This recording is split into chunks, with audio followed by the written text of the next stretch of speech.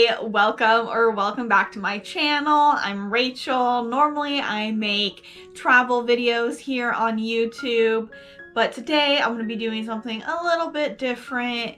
Back when I first started up this YouTube channel, I had a video about Shutterstock and tips for beginners, and it quickly became my most popular video on YouTube. To me, stock photography and travel go hand in hand because when I travel, a lot of the photos I take are for stock. So it's not completely out of my travel related topics.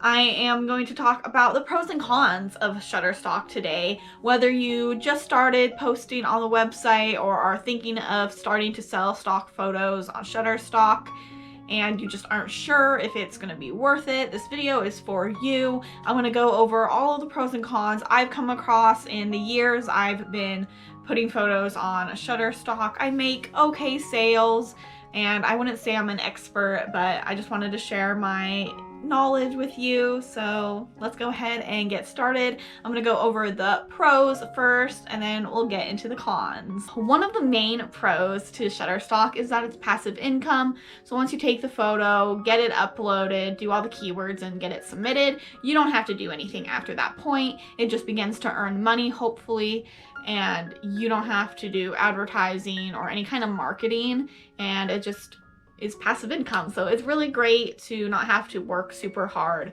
after the photo is released, whereas if you're selling like physical products or anything, you usually have to do some kind of advertising, but you don't have to do that on Shutterstock. Another great pro is that it's not a ton of work. It's pretty easy to get started with Shutterstock. I mean, the photography itself might be difficult depending on what kind of stock you're doing, but then once you actually get into Shutterstock's website and do all the keywording and stuff, it's really easy and it's a simple process to get your photos submitted, and it's not, a ton of work. So again, it kind of goes with that passive income where you don't have to do a ton of work to hopefully earn a lot of money eventually. We'll get into that. I also like that Shutterstock is kind of a creative outlet. I mean, stock photography obviously isn't the most artistic type of photography out there, but it is still taking photos, which I love. And if you love taking photos, you can definitely start to earn some money on there, as long as you are posting good quality content.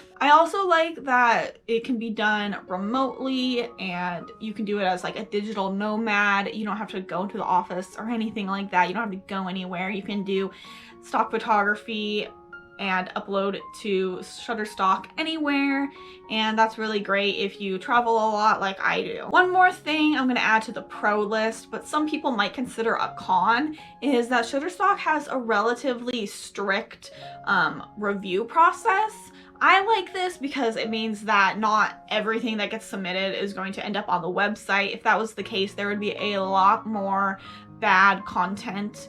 You have to have good photos, whether it's good technically and good aesthetically, to get photos onto the website and to actually make sales. So those are the good things about using Shutterstock, but I've got to say that the cons are pretty weighty.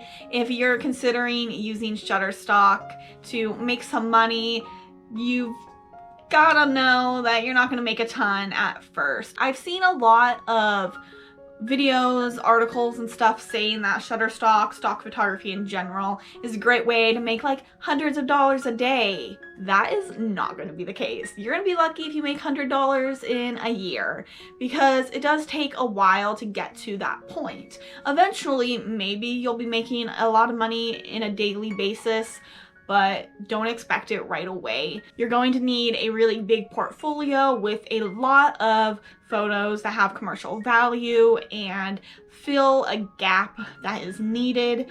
So, depending on the photos you post, you might not make a ton of sales at first. You gotta keep that in mind. The main con to Shutterstock is that you don't get a lot of money per sale. You start with only getting 10 cents per purchase, and that is if someone is purchasing with a subscription. The amount of money you earn is based on a tier system, so when you first start it's 10 cents, and then the more sales you make, the more money you make per purchase.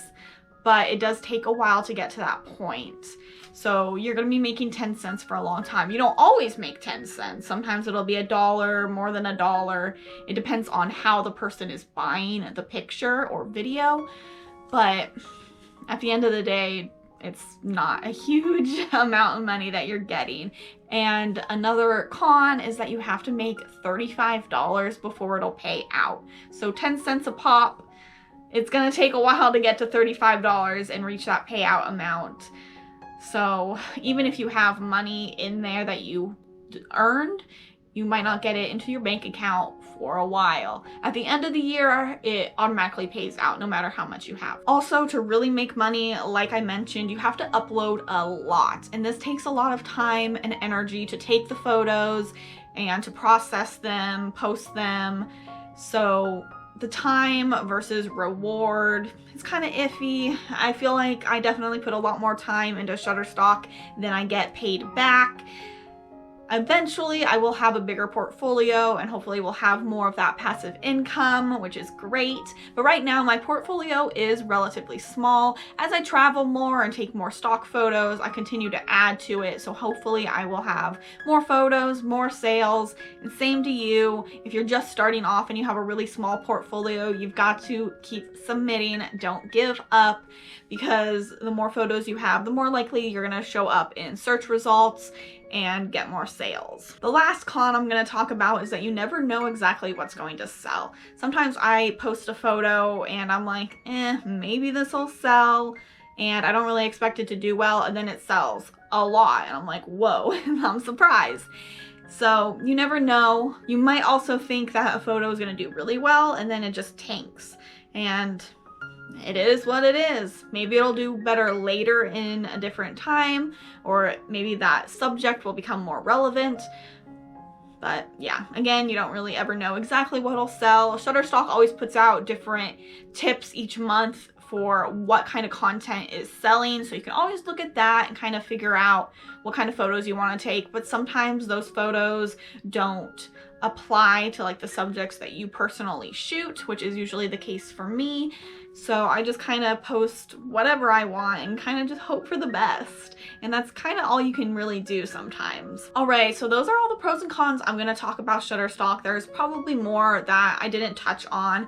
Let me know in the comments what other pros and cons you have about this stock photography website. If you have any other tips for anybody to get better sales. I am probably going to have at least one more Shutterstock video coming out soon, so look for that. Go ahead and subscribe. Like I said, I don't have a ton of videos about Shutterstock, but I do have 2 other ones online at this point. So go ahead and give those a watch. I mostly post travel vlogs, travel tip videos, so if you're into that, again, make sure you are subscribed, like this video, and I will see you next time. Thanks. Have a nice day.